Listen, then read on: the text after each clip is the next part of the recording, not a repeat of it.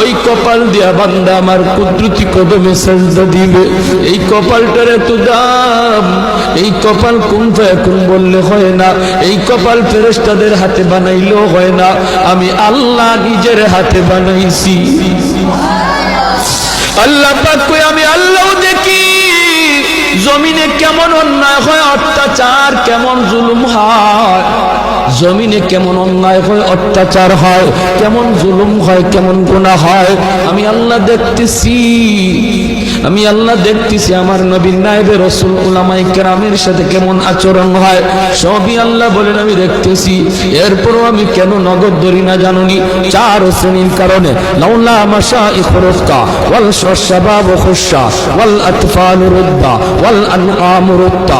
আল্লাহ বলেন এক নম্বর হলো ওই বৃদ্ধ মানুষগুলি, এখনো জমিনে এমন কিছু সাদা দাড়ি সাদা চুল আমার কিছু বৃদ্ধ বান্দা বান্দি আছে রে, কোমর বাঁকা হইতে পারে না, করতে পারে না, কষ্ট হয়, হাঁটুতে ব্যথা, কোমরে ব্যথা, এরপরেও আমি আল্লাহর কুদরতি কদমে সাজদা দেয়, কষ্ট হয়, এরপরেও আমার কদমে সাজদা দেয়। এই সাজদার দিকে তাকাইলে জমিনের প্রতি মায়া লেগে যায়।